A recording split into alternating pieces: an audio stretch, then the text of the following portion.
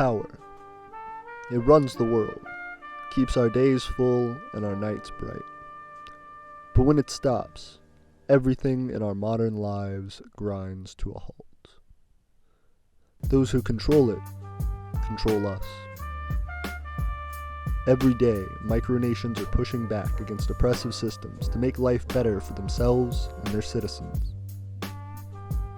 But when they are completely reliant on their surrounding macronations for power, their ability to make change will always have limits. So how do we make that power for ourselves? In the Empire, we are trying to break free of these limits by designing our own off-grid electrical system. But with thousands of dollars to spend, this goal is one of the hardest and most complex we have ever attempted. In order to tackle it, we will have to break the problem up into 3 different parts. The first is generation. This describes how we make the electrical energy. Next is storage. This describes how we store the electrical energy we generate to use later.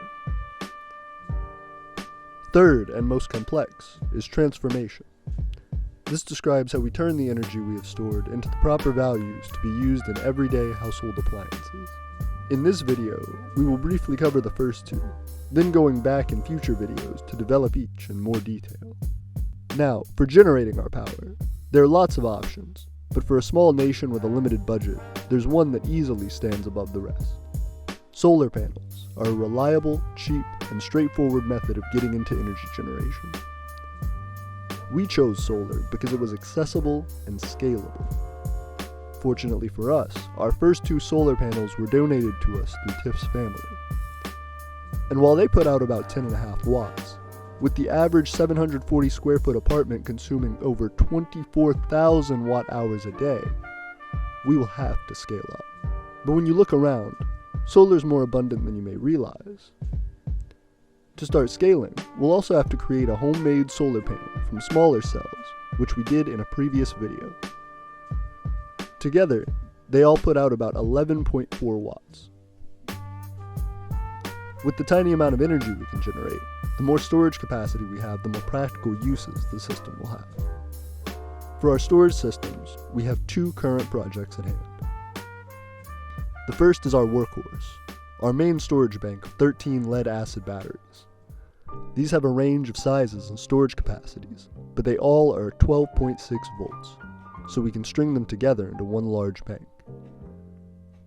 Not all of these batteries work, however, and we are in the middle of testing and restoring them. This is great, but there are some downsides to using recycled lead acid. For starters, they're heavy and take up a lot of space. But if that's not enough, they're made of toxic materials that can make them hazardous to maintain and repair. This is exactly the reason we've started looking into lithium-ion. Lithium-ion has much higher energy density, so small amounts go a long way. This means lighter, more portable, and less toxic storage. The downside is that they are much more temperature sensitive. If they get too cold, they can be destroyed or become dangerous to charge. And if they become too hot, they can explode and produce toxic fumes. Also, we only have a few of these batteries, as they're more expensive by weight and harder to come by in large quantities. So with our solar panels and battery banks in the works, meeting our energy needs is slow going, but even the amount of energy we've stored so far is useful for us. Next time, we will talk about how we're going to transform this power to more easily be used by our everyday electrical appliances, as well as show off any improvements to the setup between now and then. If you enjoyed this video, make sure to check out our Patreon over at patreon.com/theEOA. Thank you all for watching. Glory to the patrons.